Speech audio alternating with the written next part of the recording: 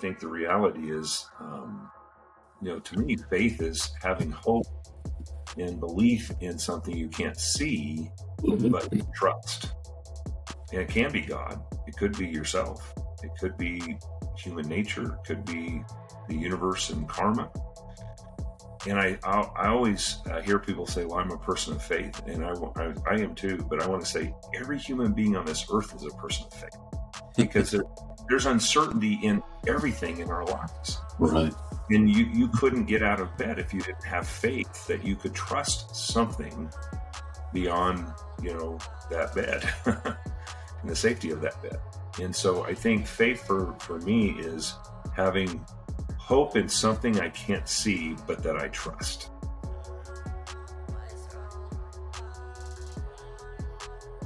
Well, the decision to believe there is such a thing as a creative source, call it God, Yahweh, whatever, that there is a creative source and that it's benevolent is in itself a choice to see the world through a lens of trust. And if there is that source, then even all the dark stuff that happens must serve a perfect purpose at some scope of understanding. Therefore, faith, in my mind, is the scope of perspective you have on reality. And therefore, it's not so much what you do to get to it. It's an expansion beyond the limitations of the imprisonment of the scarcity-based, fear-based, rational mind.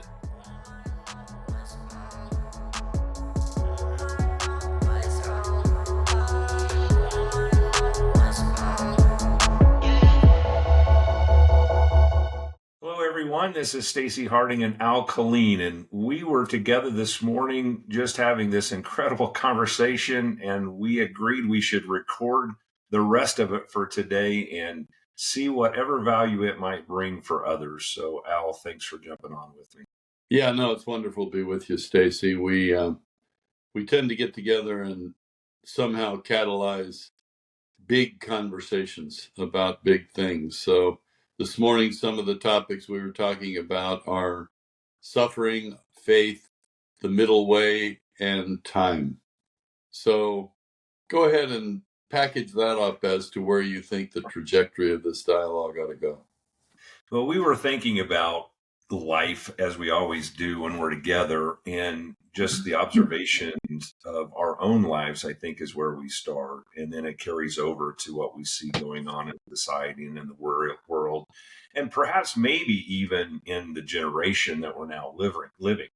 Today, as we're recording this, is D-Day. It's the 80th celebration of our troops landing in Normandy and bringing freedom to Europe and saving freedom for the rest of the world. And I think about the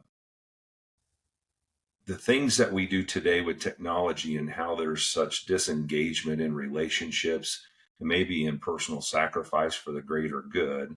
And we started thinking about how does faith play into our lives? Maybe we think about how did faith play into those great people who went and served our nation as they were storming those beaches. They had to have faith that and hope that it would all turn out right. And of course, for many, it didn't. But today, in today's society, our faith is pursuing things maybe that aren't going to bring us the peace, the gratification, the satisfaction that we think they are.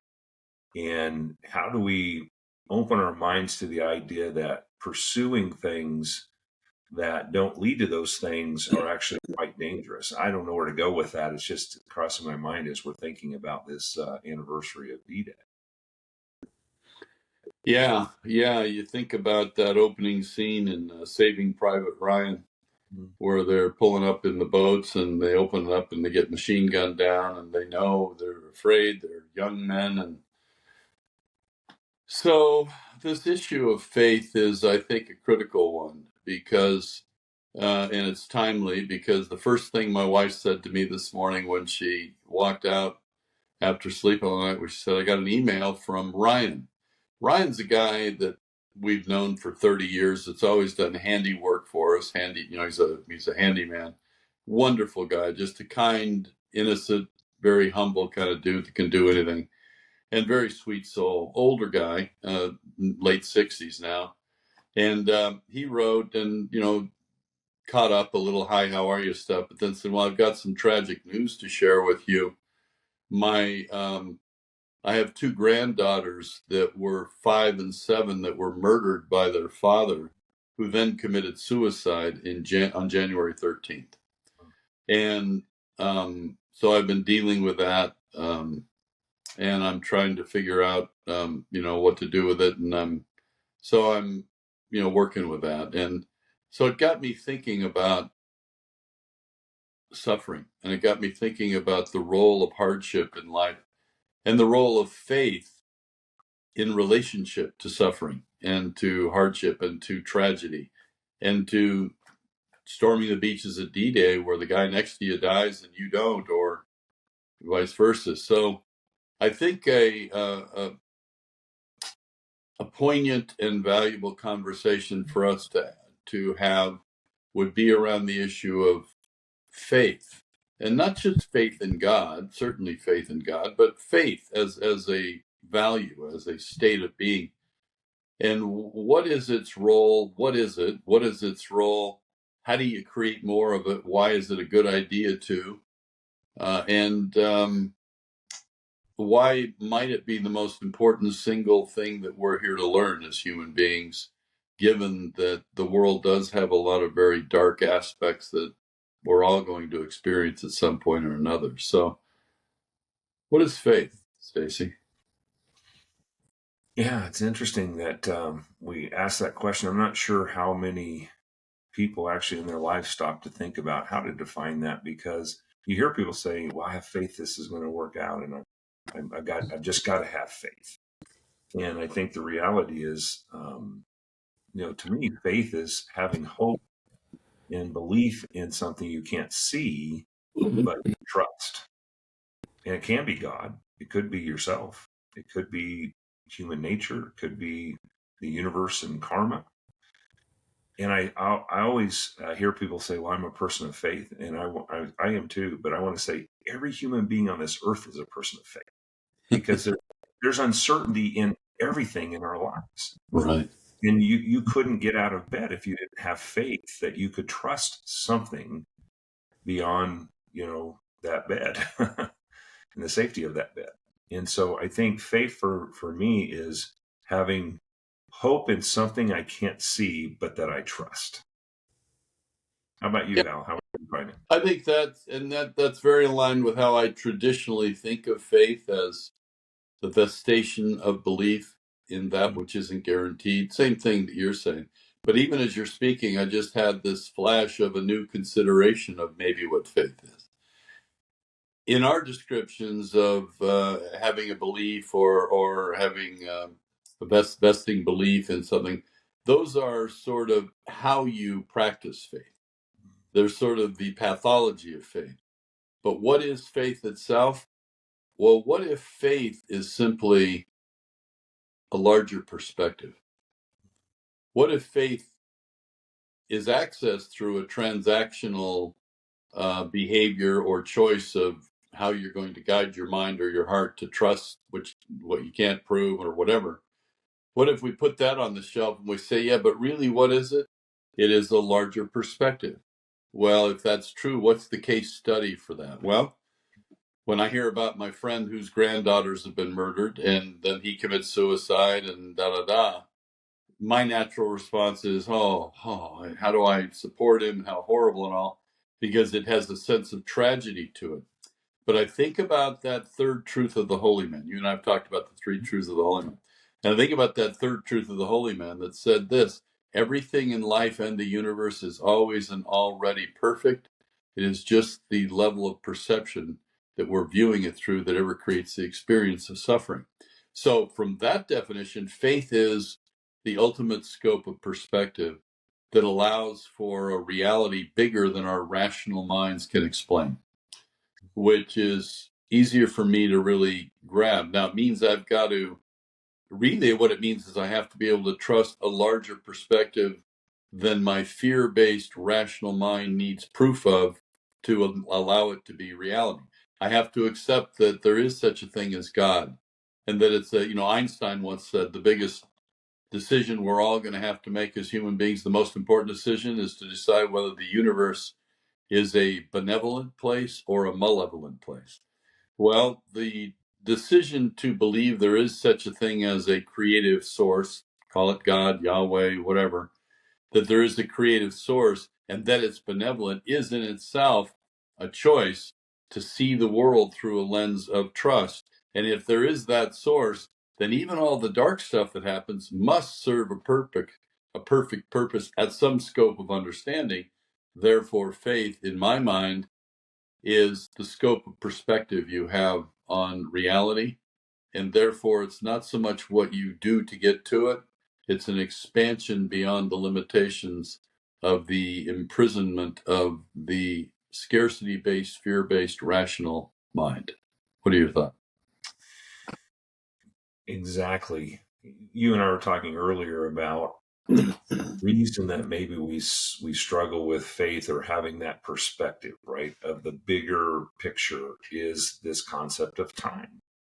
And I'm just talking from personal experience, is that I think a lot of times my suffering or where I begin to diminish my faith is because something hasn't happened in my time frame, or I can't see Right. it, or I Yeah. don't know if it's going to happen, and therefore I can't be patient. What if it takes years instead of weeks?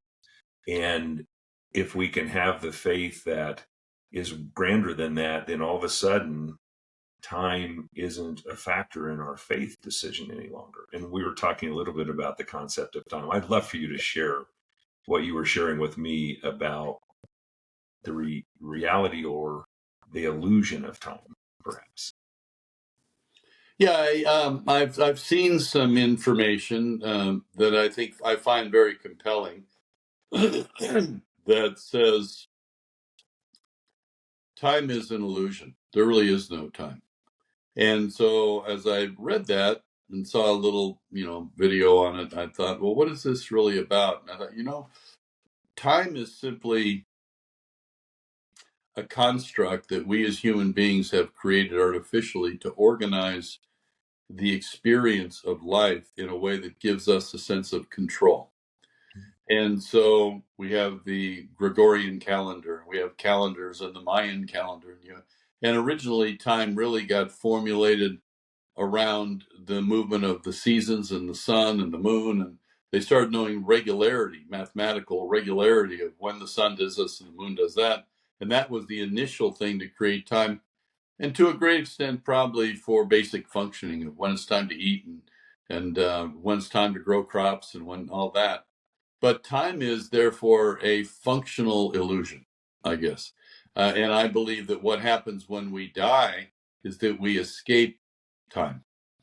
And that is when the Christians or other faiths talk about eternity, it's not endless time, it's beyond time. There's no time. Time is a useful model for organizing reality to the human mind to allow the illusion of rationality, the illusion of control for basic day-to-day functioning. Enlightenment and Christ consciousness and exalted spiritual states move beyond time, where past, present, and future are all simultaneous. Now, this would sound like so much philosophic, airy-fairy hocus pocus, except the highest form of science, quantum physics, has proven the truth of this perspective. What do you think, brother? Yeah, absolutely. And again, we're talking about an intellectual concept that most people will never stop to even consider in their lives. And there have been so much has been written about the suffering is something we think about from our past or worry about the future. And the reality, whether I can grasp everything you said there, particularly about quantum physics and so forth, the reality is all I ever actually have is right now. Right. And that's where I think freedom of Right. our mind and our anxiety starts to show up, is when we can release that and realize that even in our past, it happened in the now. Yeah. And future will happen in the now. It will only be in the now. And so, not that we don't plan, not that we don't set goals, not that we don't create disciplines for ourselves in mind, spirit, and body, but relax. we have this moment, and we'll have the next one if we're so fortunate to get to it, unless we go to the other side at some point. So it's I think hard to intellectually grasp some of these concepts, Al, but I think if we can even get a little bit close there, I just feel like there's a release of some anxiety and definitely a release of fear. Back to our conversation of faith. Can we trust the future? Can we trust a creator? Can we trust the universe? And I think there's plenty of evidence actually in the history of what we know of the world that proves that it is a good, benevolent creator. It's been the great joy of my life to look back at a long life and realize that I can see God in the wake of my life experiences. Those things at the time I thought were tragic and the end of the world and all that turned out to be the opposite with time. But my suffering was that I lacked faith, perspective, on trusting where it was going to lead. And so you put something else on the table that's an interesting wrinkle on the whole premise of faith, that faith tends to be about an eventuation, a trust of what's going to eventually happen. But you've put something on the table that gave me a notion for the first time in my life that ultimate faith is simply living in the now without regard to the future or the past. To live in the now is an innate trust of whatever happens next and your ability to handle it. And maybe that's one of the highest things we're here to learn as human beings is I think we're here to learn faith, love, and compassion. And I think to get to those, we have to learn humility, which often comes through the vehicle of suffering and through disappointment and by arrogance being thwarted. And all these all tie together in my mind that to get to a place of having faith in life allows us to glimpse its perfection amidst all the drama of living in the illusion of time and the illusion of control. And as we think about that, and we think about many of our viewers are successful in this world by the world's definition, pursuing more, whatever that might be.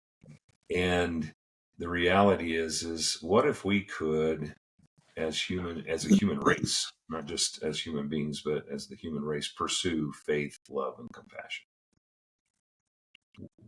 How amazing the now would always be. Well, and that ties to another principle that I've come to experience actually, which is you will experience what you put out to other people. We've talked about this before on these podcasts. And so if you have a benevolent heart and a loving nature and a giving nature and a kind nature and a humble nature, and you really let everybody else out there be the star and promote their stardom, not to fluff up their ego, but to have them see the depth of their love worthiness despite their ego story to the contrary. Whatever it is you give to other people, you first create within yourself, and therefore the great wisdom of Christ, of Buddha, of Gandhi, isn't be self-sacrificial by giving away something that makes you empty. Giving it away is what makes you full. To give it away, you first have to generate within yourself. So let go of the trespasses of others. Let go of the judgments of others mattering. Let go of the decisions of others about you and see it all as part of a divine plan, whatever you define as divine, as part of a divine plan that will all lead to a place eventually of understanding where one day you'll be on the other side with your arms over the shoulders of perhaps who you thought of as your greatest enemies or protagonists in this life, and you'll be looking at the lives you've all lived, and you've got to go, well, that was a trip, wasn't it? Yeah. You know I love you, right? You're not going to get in here, Al, what a profound conversation. And we will wrap that for today. But thank you for sharing all that. It feels to me like in, I think, 18 minutes, we gave a lifetime of wisdom. If people will be able to contemplate it themselves and bring it into their lives and their hearts. I certainly know that's true for me. Well, we have 130 years between us, so maybe people that are less than that can learn a little from the experience. So, Maybe love we you, figured brother. out something in about 10% of that, right? Thank you for today, brother. Love you, and thank you for doing this with me. Thank you. God bless. Good being with you, buddy. Okay. Bye-bye.